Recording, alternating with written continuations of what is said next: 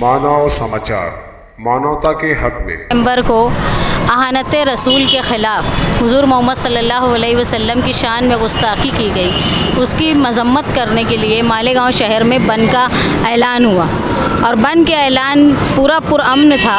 थोड़ा सा उसमें तशद्दुद हुआ जो कुछ लोगों ने किया, लेकिन उसमें पुलिस बरहम होकर पुलिस ने मालेगांव शहर के 55 से ज़्यादा अफराद को हिरासत में ले लिया और उन्होंने इस तरह की FIR बनाई कि 3:30 बजे से 5:30 बजे तक का पूरा मामला एक FIR में किया, जिसमें जो लोग सड़क पर सिर्फ चल रहे थे, जिन्होंने किसी तरह का तशद्दुद नहीं किया, किसी तरह का वो शामिल नहीं थे, कोई कर्फ्यू नहीं लगा था कि रोड पे कोई चल नहीं सकता था, लेकिन इसके बावजूद तकरीर करने वालों को, ऑर्गेनाइज़ करने वालों को और दूसरे सारे लोगों को एक साथ समेट कर 307, 395, 120 बीज ऐसी कलम लगाई, जिसकी वजह से वो लोग अभी 3 महीने होने आ गए हैं वो लोग हिरासत में हैं। जबकि 2001 में फसाद में मालेगांव शहर में कई बेगुनाह जो है वो कत्ल के इल्ज़ाम में 307 में जमा थे, लेकिन वो 1 महीने में छूट गए थे।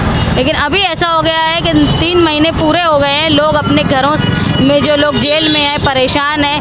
एक मुल्ज़िम के वालिद का इंतकाल हो गया, वो आ नहीं पाया। एक मुल्ज़िम के बीवी का ऑपरेशन हुआ है, वो आ नहीं पा रहे। हमारी मालूमात के हिसाब से जो जेल में है उनकी सबकी तबीयत ख़राब है, सर्दी का मौसम है, किसी तरह का इंतज़ाम नहीं होने की वजह से लोग परेशान हैं। इसलिए हमारी पुलिस से दरख्वास्त है कि हम आज अलामती तौर पर मालेगांव शहर के मुख्तलिफ़ इलाकों में जिन लोगों के घर के लोग जेल में हैं उनको अलामती तौर पर 3 लोगों को धरने पे कानून में रहते हुए जमहूरी हक़ का इस्तेमाल करते हुए हमने बैठाया है।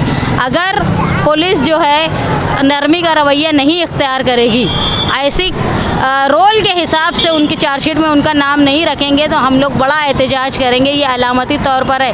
हमारे पास जो लोग हिरासत में, उनके घर वालों का बोलना है कि हम सारा हमारे बाल बच्चे औरतें लेके पुलिस स्टेशन में बैठ जाएंगे और बोलेंगे कि उनको आपने जेल में रखा है, हमको भी जेल में रखो। तो पुलिस के इस सख्त रवैये के ख़िलाफ़ अलामती तौर पर हम दस्तूर बचाओ कमेटी की तरफ से धरना कर रहे हैं 3 अफराद का।